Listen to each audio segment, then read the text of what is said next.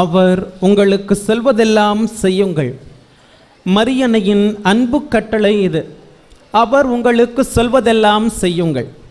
எவரெல்லாம் செய்கிறார்களோ அது அவர்களுக்கு மட்டுமல்ல, அவரை சார்ந்தவர்களுக்கும் அவரை சூழ்ந்தவர்களுக்கும் உடன் பிறந்தோர் சுற்றத்தார் அனைவருக்குமே பெரும் மகிழ்ச்சி என்பது உறுதி. அன்பார்ந்தவர்களே, அதற்கு சாட்சிதான் இன்றைய நற்செய்தி பகுதி. அந்த திருமணத்திலே இருந்த குழப்பமான ஒரு சூழ்நிலை. அவர் சொல்வதெல்லாம் செய்யுங்கள் என்று சொன்னவுடன் இயேசு செய்வதறியாது மரியன்னை என்ன கேட்டாரோ அதை செய்து முடிக்கிறார். செய்து முடித்தவுடன் அந்த இடமே மகிழ்ச்சியாக மாறுகிறது. அன்பார்ந்த இறைமக்களே, இதை இயேசு எந்த விதமான மறுப்பும் தெரிவிக்காமல் மரியன்னை சொல்லிவிட்டார். எனவே செய்து முடிக்கிறார். இப்பொழுது உங்கள் பிள்ளைகள் குழந்தைகள் பிறந்தவுடனே பெற்றோர்கள் பெருமகிழ்ச்சி அடைவீர்கள். அவர்களோடு சேர்ந்து சுற்றத்தார் அனைவரும் மகிழ்ச்சி கூறுவார்கள். சரி, அந்த குழந்தை தவழ ஆரம்பிக்கிறது. தவழ்ந்தவுடன் என்ன பண்ணுவீங்க?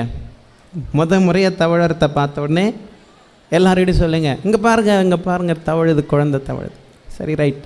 அடுத்தது முறையாக தத்தி தத்தி நடக்க ஆரம்பிக்குது. நடக்க ஆரம்பிச்சோன்னே என்ன பண்ணுவீங்க? என்ன பண்ணுவீங்க? இன்னும் சந்தோஷப்படுவீங்க. முறையாக இங்கே ஓடியா ஓடியா ஓடியா, எங்கே ஓடியா, அம்மாட்டவா அப்பாட்டவா அப்படின்னு சொல்லிட்டு சந்தோஷப்படுவீங்க. அடுத்தது மழலை பேச்சு. அடுத்ததாக வளருகின்றது. 10 வயசாவது, 15 வயசாவது, 20 வயசாவது, காலேஜெல்லாம் முடிச்சிட்டான். முடிக்கிற வரைக்கும் என்ன பண்ணுவீங்க? காலேஜ் முடிக்கிற வரைக்கும் என்ன பண்ணுவீங்க? புது ட்ரெஸ்ஸு, சாப்பாடு, எந்த பேச்சோ திட்டோ எதுவுமே செய்ய மாட்டீங்க. காலேஜ் முடிச்சுட்டு 1 வருஷம் வீட்டில் இருக்கிறான், இல்லை 2 வருஷம் இருக்கிறான், 3 வருஷம் இருக்கிறான். என்ன பண்ணுவீங்க? பெற்றோர் என்ன பண்ணுவீங்க? ஏண்டா ஏதாவது ஒரு வேலைக்கு போயேண்டா, எம்மா நாள்டா எங்கள் வீட்லேயே உட்காந்துருப்ப அப்படின்னு சொல்லி கேட்பீங்க. இன்னும் கொஞ்சம் ஒரு வடி போய் மேலே போய் ரொம்ப அதிகமாக திட்டுற பெற்றோர் இருந்தால், தண்டை சோறு சாப்பிட்டுட்டு எம்மா நாள் வீட்டில் இருப்பேன்னு தெரியல, சீக்கிரம் வேலைக்கு போ அப்படின்னு சொல்லிட்டு திட்டுவாங்க. அன்பார்ந்தவர்களே, சற்றேறக்குறைய அதே போன்ற ஒரு நிகழ்வு இன்றைய நற்செய்தி பகுதியிலே நம்மால் பார்க்க முடிகிறது. இயேசு தனது முதல் அருமடையாளத்தை செய்கின்றார் என்று வாசிக்க கேட்கின்றோம். அப்போ இயேசு தனது முதல் அருமடையாளத்தை செய்கின்ற பொழுது அவருக்கு வயது என்ன? 30 வயசில் மாதா அவங்கள பிடிச்சி புஷ் பண்ணி தள்ளி விடுறாங்க.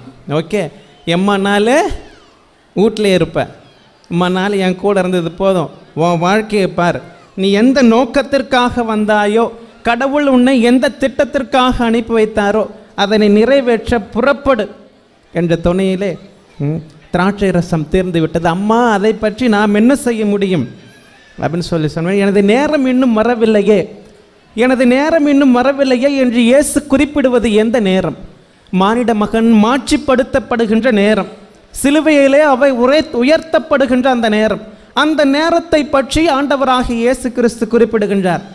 மரியன்னை, அது இருக்கட்டும், நீ எதற்காக அனுப்பப்பட்டாயோ அதனை நோக்கி செல் என்று இவர் சொல்வதெல்லாம் செய்யுங்கள், அவர் உங்களுக்கு சொல்வதெல்லாம் செய்யுங்கள் என்று சொல்லிவிட்டு சென்று விடுகிறார். இயேசு தனது நேரத்தை பற்றி பேசுகின்றார். எனது நேரம் இன்னும் வரவில்லை என்று சொல்லுகின்றார். அது வரப்போ வரட்டும், இன்னைக்கு உனது பணியை நீ ஆரம்பி என்று மரியன்னை இயேசு கிறிஸ்துவை புஷ் பண்ணி விடுறாங்க. ஏனென்றால் இயேசு யார் என்பது அவருக்கு தெரியும், அவரால் என்னென்ன செய்ய முடியும் என்பது அவருக்கு தெரியும். எனவே இது நாள் வரை வீட்டில் இருந்தது போதும் என்று மரியன்னை அவர் சொல்வதெல்லாம் செய்யுங்கள் என்று இயேசு கிறிஸ்துவை புஷ் பண்ணி விடுறார். இயேசு கிறிஸ்து, அம்மா எனது நேரம் இன்னும் வரவில்லை என்று சொல்வதன் மூலமாக மரியன்னைக்கு உணர்த்துவது என்ன என்றால் வேறு ஒன்றுமல்ல. குழந்தையாக இருந்த பொழுது, இயேசு குழந்தையாக இருந்த பொழுது, சிமியோன் குழந்தையை கையில் ஏந்தி மரியன்னையை பார்த்து குறிப்பிடுகின்ற ஒரு வார்த்தை, இக்குழந்தை பலரது வீழ்ச்சிக்கும் எழுச்சிக்கும் காரணமாக இருக்கும், எதிர்க்கப்படும் அடையாளமாகவும் இருக்கும் அப்படின்னு சொல்லிட்டு, உனது உள்ளத்தையும் ஒரு வாள் ஊடுருவி பாயும் அப்படின்னு சொல்லி ஆக அதற்கு நீ தயாராக இருக்கின்றாயா? நான் எழுகின்ற பொழுது, நான் எனது பணி வாழ்வை ஆரம்பிக்கின்ற பொழுது, நான் பலரது வீழ்ச்சிக்கும் எழுச்சிக்கும் காரணமாக இருப்பேன், எதிர்க்கப்படும் அடையாளமாகவும் இருப்பேன். இவ்வாறு என்னை எதிர்க்கப்படுகின்ற பொழுது, மக்கள் என்னை எதிர்க்கின்ற பொழுது அதை தாங்கக்கூடிய சக்தி உங்களுக்கு இருக்கின்றதா? எனது நேரம் இன்னும் வரவில்லை என்று சொல்வதன் மூலமாக அது என்ன, அதை மரியன்னை எப்படி புரிந்து கொள்ள வேண்டும்? எதிர்க்கப்படும் அடையாளம் அப்படின்னு சொன்னால் என்ன? பலர் ஏற்றுக்கொள்கிறார்கள். யாரெல்லாம் ஏற்றுக்கொள்கிறார்களோ அவை அனைத்துமே மரியன்னைக்கு மகிழ்ச்சியை தருகின்றது. யாரெல்லாம் எதிர்க்கிறார்களோ அது மன வலியை தருகின்றது. உனது உள்ளத்தையும் ஒரு வாள் ஊடுருவி பாயும் என்பது இயேசு சிலுவையில் அறையப்பட்ட அந்த நேரத்தை காட்டிலும் எப்பொழுதெல்லாம் மனுகுள்ளம் இயேசு கிறிஸ்துவை எதிர்க்கின்றதோ, அவரை எதிர்த்து அவருக்கு எதிரான செயல்களை செய்கின்றதோ, அது மரியன்னையின் உள்ளத்தை வாள் கொண்டு ஊடுருவதற்கு சமமாக இருக்கின்றது. ஒவ்வொரு முறையும் நாம் எப்பொழுதெல்லாம் கடவுளின் கட்டளையை மீறி பாவம் செய்கின்றோமோ, தீங்கு செய்கின்றோமோ, கடவுளின் அன்பிற்கு எதிராகவும் பிறரின் அன்பிற்கு எதிராகவும் தீமைகளை செய்கின்றோமோ, அப்பொழுதெல்லாம் மரியன்னையின் உள்ளத்தை வாள் கொண்டு ஊடுருவதற்கு சமம். எனவே அந்த நேரத்திற்கு நீ தயாராக இருக்கின்றீரா? ஒன்று, கூடுமானால் இத்துன்பக்கெண்ணம் என்னை விட்டு அகலட்டும் என்பேனா? ஆண்டவரே, இந்நேரத்திற்காகத்தான் நான் காத்திருந்தேன் என்று சொல்லுகிறார் ஆண்டவராகிய கடவுள், ஆண்டவராகிய இயேசு கிறிஸ்து. இந்நேரத்திற்காகத்தான் நான் காத்திருந்தேன். அதே போல சிலுவையில் அவர் தொங்கிக் கொண்டிருக்கின்ற அந்த நேரம், அனைவரும் கைவிடப்படுகின்ற நேரம், அந்த நேரத்தை குறித்து தான் ஆண்டவராகிய இயேசு கிறிஸ்து பேசுகின்றார். அதற்கு நீங்கள் தயாராக இருக்கின்றீர்களா? இதை ஏற்றுக்கொள்ள முடியுமா? அனைவராலும் கைவிடப்பட்ட ஒரு நிலையிலே நான் நிர்கதியாய் இருக்கின்ற அந்த நேரத்திலே, மனுகுலத்தின் பாவங்கள் அனைத்தையும் சுமந்து தீர்க்கின்ற அந்த நேரத்திலே, அந்த நேரத்தை அது குறித்து தான் இயேசு கிறிஸ்து பேச.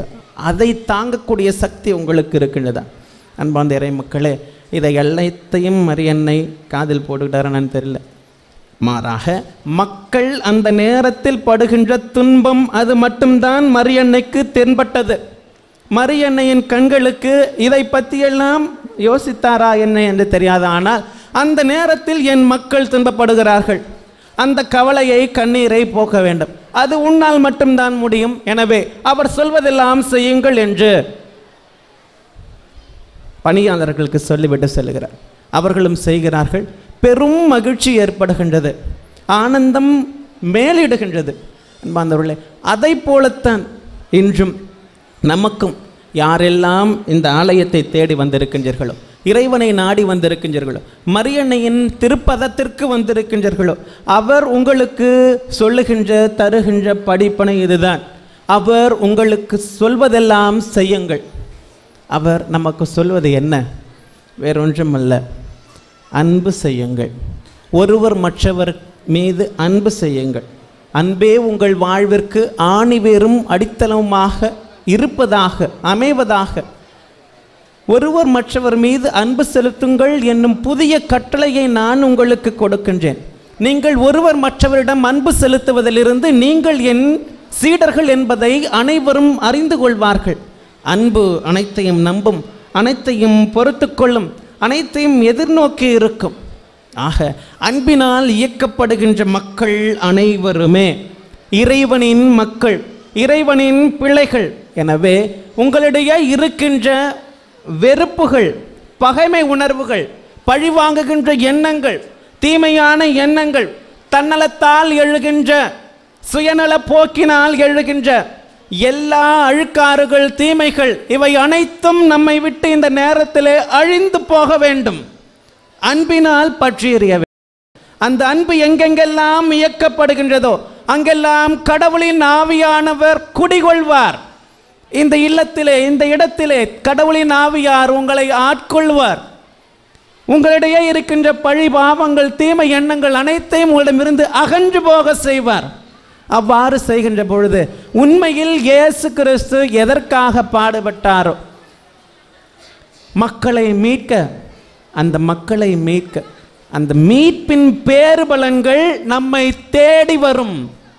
ஆண்டவராகிய இயேசு கிறிஸ்து பட்ட பாடுகளின் பேறு பலன்கள் நம்மை தேடி வர வேண்டும் என்றால் நாம் அன்பினால் இயக்கப்பட வேண்டும். நம்மிடம் இருக்கின்ற குற்றம், குறைகள், தீமைகள், பழிவாங்கிய எண்ணங்கள் இவை அனைத்தும் நம்மை விட்டு வெளியேற வேண்டும். மரியன்னை அன்பினால் இயக்கப்படுவதனால்தான் மற்றவர்களின் குறைகள் அனைத்தையும் கண்டுபிடித்து அவற்றை நீக்குகின்ற, அவற்றை போக்குகின்ற தாயாக மாறினார். அன்பினால் இயக்கப்படுகின்ற ஒவ்வொருவருமே பிறருக்கு தாயாக மாறுவீர்கள், மரியன்னையின் மறு உருவமாக மாறுவீர்கள். இவ்வாறு மரியன்னையின் மறு உருவமாக மாற தேவையான அருளை இறைவன் உங்கள் மீது நிரம்ப பொழிகின்றார். மரியன்னையை நாடி வந்திருக்கின்றீர்கள். வீட்டிற்கு செல்லுகின்ற பொழுது மரியன்னையோடு செல்லுங்கள். வீட்டிற்கு சென்ற பிற்பாடு மரியன்னையாக செயல்படுங்கள்.